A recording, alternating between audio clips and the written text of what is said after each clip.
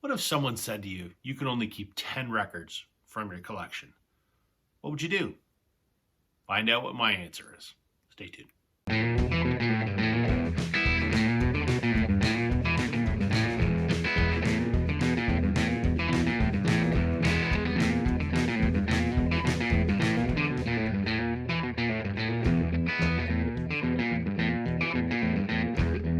Hey, everybody, welcome to Northern Revolutions. I'm Rob. Welcome back if you're returning. Welcome if you're new.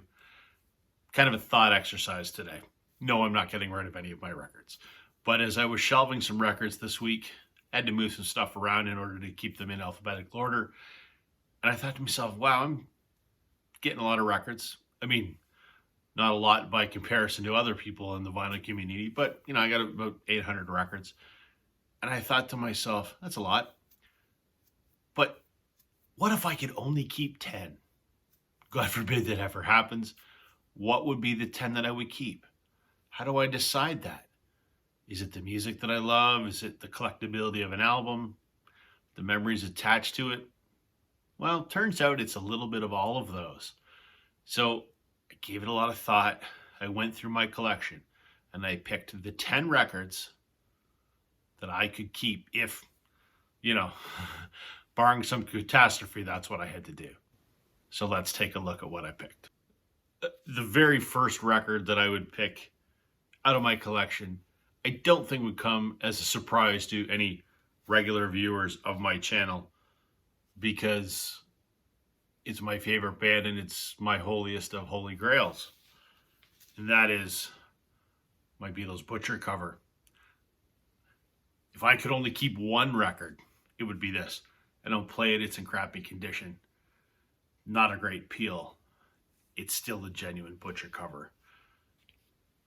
I longed for this for damn near 20 years until I got my hands on a copy. So, I would run into a burning building to save this record and my 78 Telecaster that's hanging on the wall that you can't see back there. But this is probably my most prized musical artifact. So, without question, this would be the first one that I would keep. So in that same vein, my favorite band's the Beatles. And I should say, I went into this thought exercise going, I would still have access to the music. It's not like I'm losing that music forever. I'm just losing that physical artifact if it happens to be something that I'm not keeping, not one of my 10. So Beatles are my favorite band. So if I was going to keep a Beatles record for listening purposes, Sgt. Pepper's my favorite album of all time. This I would, and I have many Sgt. Peppers, too many to be quite honest. This is an original UK mono first press, and this would be the one I would keep. Favorite album. It's from England, where the Beatles are from. It's an original first press, so there's that historical aspect to it. It's mono, which when the Beatles were mixing albums, they were involved in the mono mixes. They were not involved in the stereo mixes. They're almost an afterthought. So, this is exactly how the Beatles intended this album to sound back in the day. So, for listening, for historical significance, this would be the second album that I would keep. The third album that immediately springs to mind without even hesitation, my other favorite band, Blue Rodeo. I'll probably talk about too much. Canadian country rock institution. They have many albums I love and some that are less than stellar. This is 2000's The Days in Between, a much maligned by the band, oft forgotten record, to be quite honest. Nobody gives this one any love, and I'm not sure why. This is absolutely my favorite from, it was recorded in 99, released in 2000. It is my favorite Blue Rodeo album. They're my favorite band other than the Beatles. And to find this on vinyl, good luck. They pressed very, very few for promotional use only. Sold them at some shows. They are stupidly expensive. I actually saw one in a record store the other day for the first time ever, and it was $400. So I'm lucky to have two of these. One of them signed. but that's only because I have a friend in the band. So I would keep this because it's my favorite album by Blue Rodeo, and it's also the one that is impossible to find. The fourth record, again, required no thought whatsoever. 1, 2, 3, 4 were just like immediate. I didn't have to give them any thought. And this is kind of in the same vein as the last record that I showed, insofar as it's an album that I love, and this particular pressing, at least here in Canada or North America, is not the easiest thing to get your hands on. Rodriguez Cold Fact. This is a South African first pressing. Long story short, watch the documentary Searching for Sugar Man. You'll learn all about this. Forgotten in North America, was bigger than the Beatles and Elvis in South Africa until the movie was made, and the rest is history. So I'm sure there are lots of these in South Africa, but I'm not in South Africa. I'm in Canada. So quite thankful to have a first pressing of this. And I wanted a South African first pressing. I'd like an American one at some point too, but those are first impossible. Yes, I know, Chance, you have one. But I wanted it from South Africa because that's really where the story took place. So South African first press of Rodriguez Cold Fact, without question, was the fourth album that I would absolutely keep. Number 5 and onward required a lot of thought, to be quite honest, because I have so many albums I love. I said, all killer, no filler, I mentioned in a live stream I had recently. I've been collecting for 30 years, and I only have 800 albums. And that's because I've been very selective about what I've bought. I love to buy a lot more records than I do, but everything that I own, I listen to. So there's very few things in there that I go, yeah, whatever. So 5 through 10 required some consideration. But this came up pretty quick, actually. I talked about this a few weeks back. Delaney and Bonnie and Friends on tour with Eric Clapton. This is a great sort of rock album from 70s, rootsy rock kind of thing. I love this record, but the reason that I would keep this is this was my dad's copy. There's his name up there. This was my dad's favorite album. So I keep it because I enjoy the album, but because I don't think of this as my record. I think of this as Dad's record. And my dad's been gone 13 years, and I miss him terribly. Terribly doesn't even describe it. Way more than that. But I just feel like this is his record that I'm the custodian of. So, and I also enjoy very much listening to it. So I would save this as my number 5. Number 6, I've talked about this record countless times. This is an album that's not hard to find by any means unless you're looking for a first press, which I don't have. But this is an album that probably holds more sentimental value to me than any other record that I own. And for that reason, I would keep What's the Story, Morning Glory. I fell in love with this album in 95, I think it was, when this came out. This was the soundtrack of my summer that year. And there were some, shall we say, monumental life milestones that happened that year. And there's people and events that will forever be inextricably tied to this album. And I listen to it often with great fondness. I love it as much today as I did back then. So purely for sentimental reasons, I would have to keep What's the Story, Morning Glory. Number 7 is the self-titled album from Grace Potter and the Nocturnals.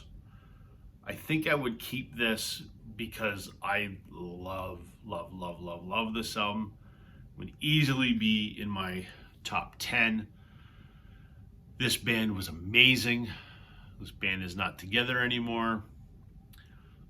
Not a great fan of Grace solo. She, unfortunately, in my estimation, did not appreciate that her and the Nocturnals were kind of lightning in a bottle. And while they're her songs, they're not as good without the Nocturnals. This was their second to last album, but this was the one that introduced me to this band. I don't know that there's any band that I have been so fascinated by as I was with these guys in the early 2010s when I became a fan. So, got to keep this record. Also, because this is very, very hard to find. There were not many of them made, and they're quite expensive. I don't care that they're expensive, but for me, it's not irreplaceable, but I wouldn't want to spend the money to get another one. Let's put it that way. The 8th record that I would absolutely keep, another band that I have talked about before. This is Whitehorse, a husband and wife folk rock duo from Toronto. I've been a fan of these guys since day one. I have seen them perform quite a number of times. I have met Luke and Melissa countless times as well. Huge fan. This is their album from 2013. This was their 3rd record called Leave No Bridge Unburned. I love Whitehorse. Don't know if this is my favorite Whitehorse record. It probably is, or it's in the top 2 anyway.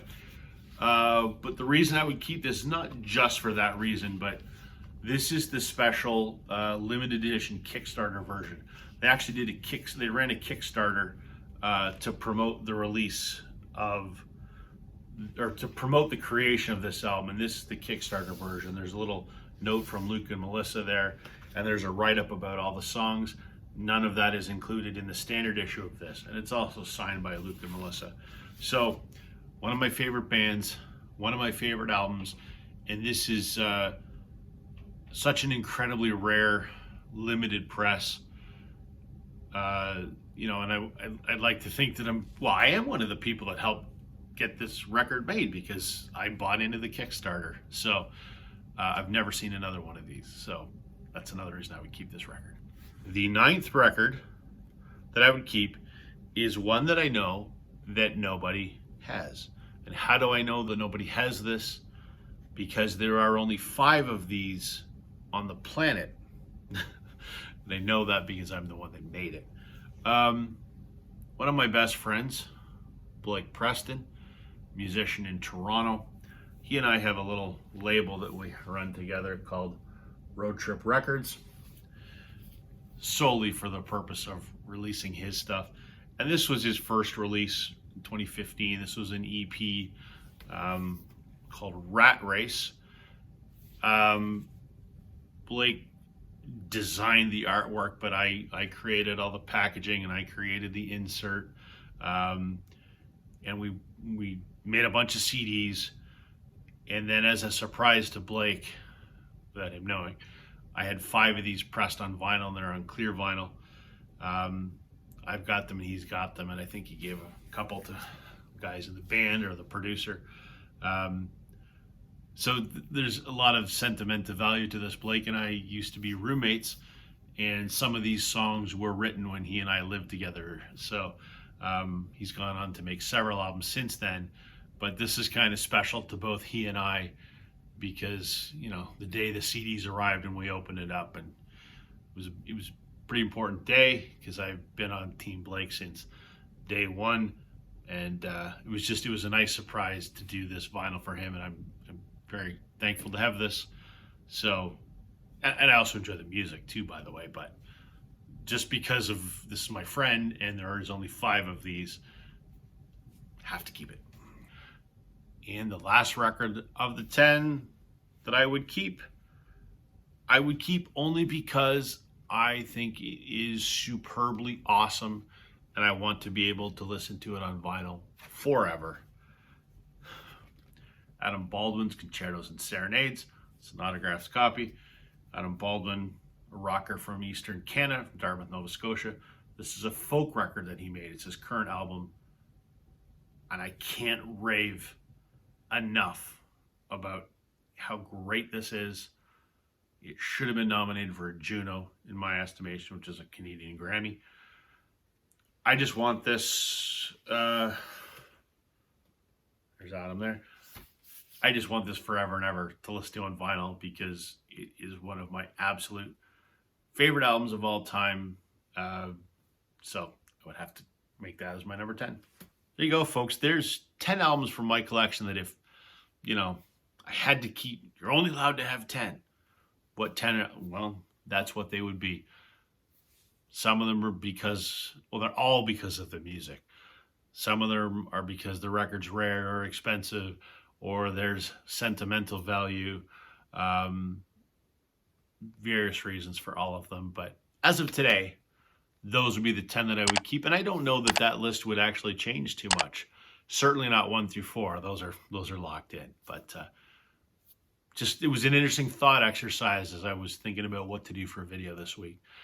Let me know in the comments what records in your collection would you keep, or what criteria would you make that decision based on. That's everything for me today, everybody. Thank you for watching. Catch you on the flip side.